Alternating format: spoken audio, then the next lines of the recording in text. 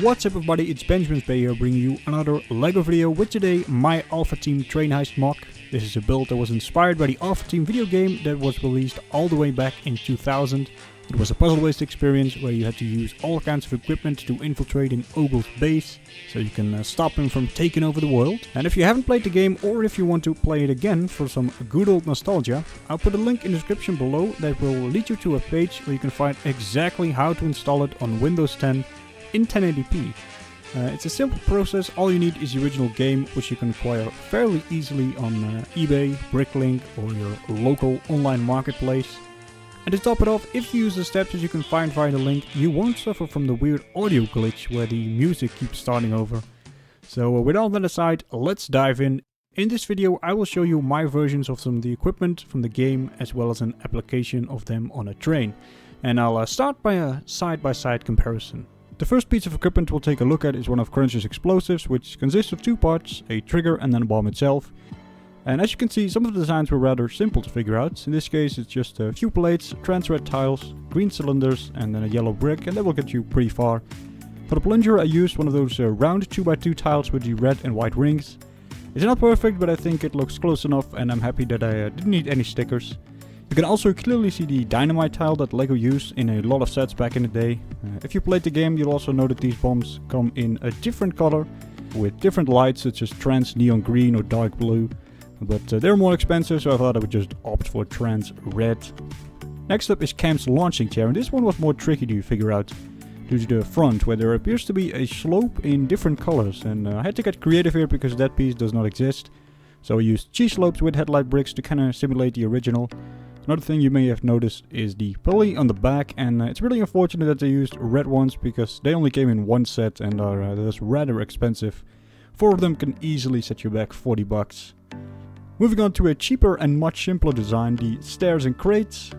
Just a few bricks stacked on top of one another, and then the crate element with a plate and light bluish grey tile. Followed by the electromotor, a device that is powered by electricity to turn a pulley.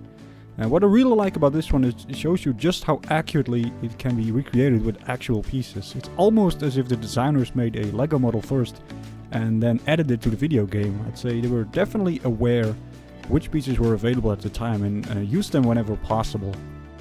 The same goes for this generator that powers the electromotor we just saw.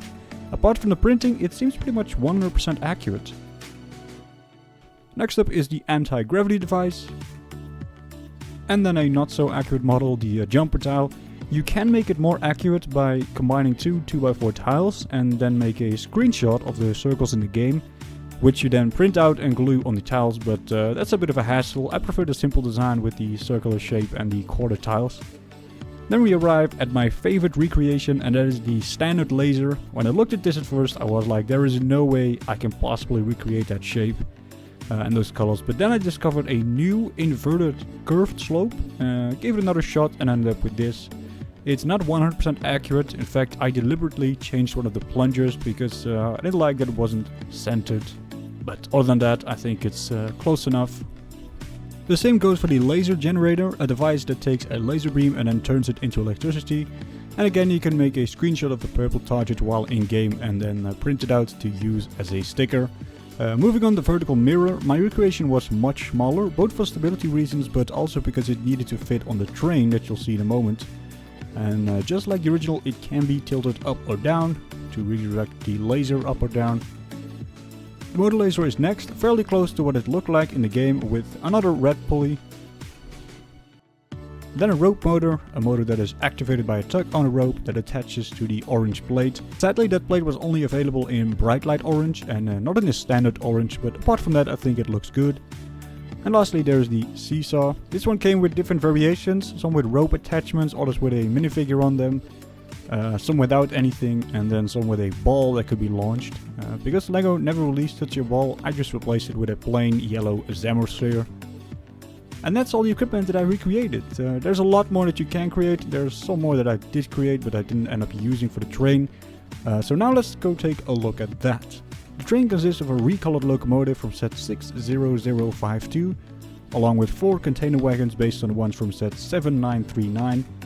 And then all around there are the characters and equipment from the game working together to stop Ogle. Now we'll start at the back, where you'll see Charge flying over to help Crunch, who is being chased by an evil minion. And he's heading towards a jumper tile to trigger that explosive that you see all the way on the right. In the game, or in the canon at least, Charge has flying gloves, so I thought it would be a good idea to have him chase the evil minion to help Crunch out. Moving on to the next wagon, there is the bomb all the way on the left, which is supposed to blow up the crates, and then you can trigger the generator, which then powers the electromotor, which in turn powers Cam's launching chair. And you also see Flex down there, who's getting into some shenanigans. He's stolen the worker's hat, and he's now moving away with it. And then there is Cam being launched, and her job is to trigger this laser and pass the guard. And then Dash is there crawling underneath the laser, trying to get to the treasure. And the laser beam is reflected here. It's a little bit of a bright photo, but you can kind of see how it's reflected here. Basically just two of those antennas. And because you can't really see the antenna from the bottom one, it doesn't really matter, so it kind of looks like it's actually being reflected. And I thought that was a cool thing to implement. And then here is the treasure, the evil orb that they're after. And then directly behind the vertical mirror is TV. And then Radia, the last character, along with Ogle. And she's trying to jump on the locomotive to stop him. And she can get there by using various amounts of equipment. All the way on the left we start with the seesaw, which then triggers the tug motor. In turn the tug motor powers the motor laser. And then the laser beam powers the electricity generator, which in turn powers the anti-gravity device, and then there's a jumper tile, and that's how Radia can get on top of the train. So there's Ogle with his staff, all mean looking. I just gave him that weapon to make sure he's got something to defend himself with. And then here the front of the train, as I said, from set 60052, recolored. And then that's it for this mock. So if you like what you see, if you like these models, you can get them via the link in the description below to get the stud.io file. You also see some equipment that I did not end up using for the train, but that you can still recreate, such as Radia's launching chair there, and a rope puller and Ogle's laser. So good stuff all around. I'll also add some screenshots so you can create even more equipment should you desire to do so.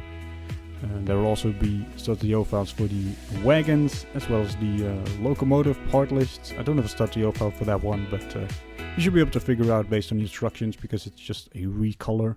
So that's it for this video, that's it for this project. For now, I want to thank you for watching, and I will see you next time when a new idea washes up on shore of the Golden Beach.